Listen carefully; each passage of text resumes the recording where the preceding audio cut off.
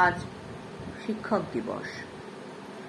শিক্ষক দিবসের প্রাক্কালে সকল শিক্ষকদের প্রতি আমার আন্তরিক শ্রদ্ধা ও কৃতজ্ঞতা জানিয়ে সুজান মিঠির লেখা একটা কবিতা পড়ব, বিদ্যাং দেহি।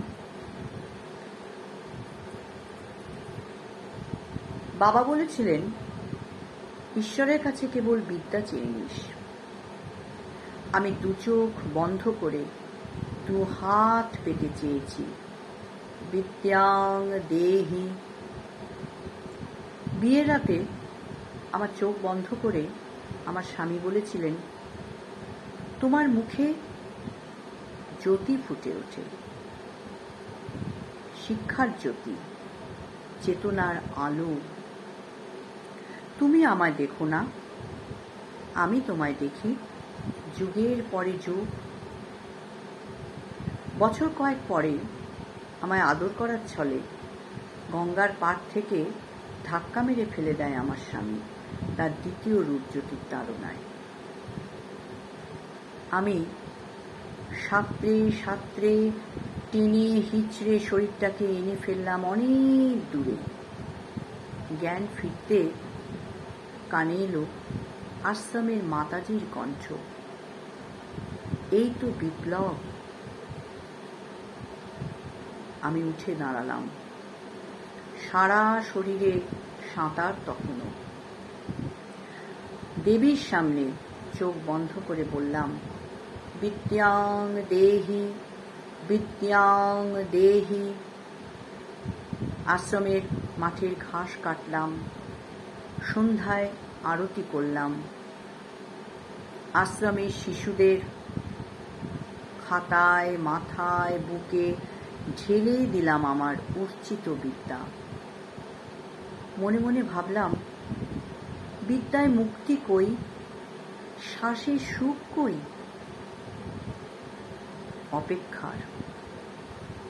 অপেক্ষার আরো বছর 5। প্রশ্নটা রইল গোছানো। আশ্রমের মাতাজি গত হয়েছেন, আমি পথে পথে ছুটে গেছি, কুড়িয়ে তুলে এনেছি ফেলে দেওয়া কচি নতুন প্রাণ। তাদের হৃদয়ে বাতাস দিয়েছি, ঘর দিয়েছি। সংবাদপত্রে আমার ছবি, কাজ জল জল করছে রোজ। আমার স্বামী ফিরে এসেছে তার রূপজ্যোতি হারিয়ে হঠাৎ এক অপরাহ্নে। আমার কাছে কেঁদে পড়েছে।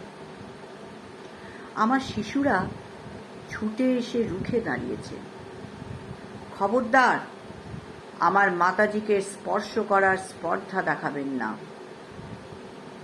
আমার শ্বাসে সুখ, চিবুকে হাসি। আমার স্বামী যাওয়ার আগে বলে গেছেন, তোমার চারপাশে এত আলো, এত আলো, আমার চোখ ধাঁধিয়ে গেল।